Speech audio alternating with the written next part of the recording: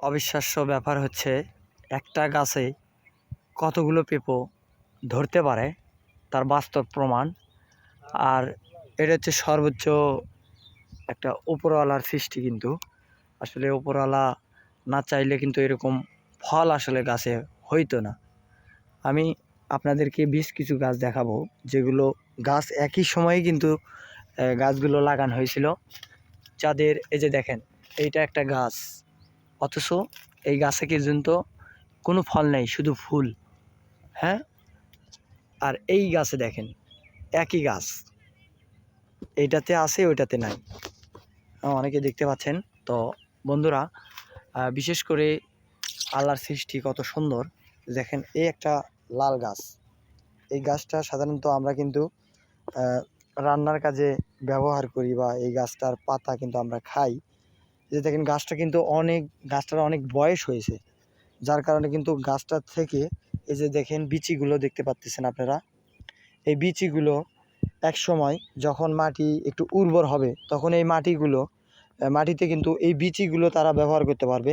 এক সময় দেখা যাবে এখান থেকে কিন্তু অনেক শাক কিন্তু তারা পাবে আর কি। এই যে দেখেন এ পাশে আরও কত মানে পেঁপের গাছ আছে। আর এই একটা গাছ দেখেন, এই গাছটার বয়স খুবই অল্প, অথচ দেখেন এই গাছের ফল দেখেন মাত্র 4টা বা 5টা হয়েছে। আর এখানে দেখেন আল্লাহর সৃষ্টি কত সুন্দর। এই যে দেখেন পুরো গাছ অনেক ভার হয়ে আছে। যদি হালকা বাতাস হয় তো গাছটার ডালপাল হয়তো ভেঙে যেতেও পারে। এই যে দেখেন কত সুন্দর।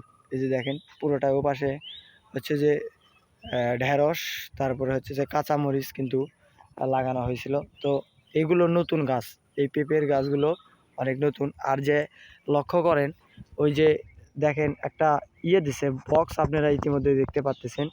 এই বক্সটা শুধুমাত্র যাতে পাখিগুলো এই ফলগুলোকে বা ফুলগুলোকে নষ্ট না করে, যার কারণে কিন্তু ওটা কিন্তু এক ধরনের ঘন্টি, ওই ঘন্টি তারা ব্যবহার করছে।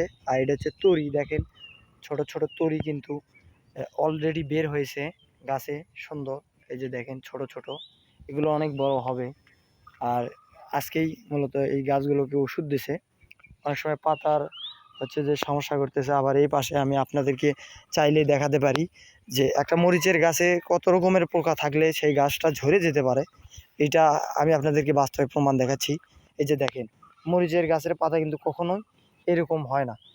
এই গাছগুলোতে আপনার পোকা, মনে করেন যে এই গাছগুলোতে পোকা লেগেছে। আর যে আপনাদেরকে বললাম যে বাঙালির হচ্ছে প্রধান একটা পছন্দের খাবার কিন্তু এই ঢেঁড়স। এই যে দেখেন এই ঢেঁড়সটা কত সুন্দরভাবে এই গাছটা হয়েছে। এই যে গাছের উনি হচ্ছে যে মালিক।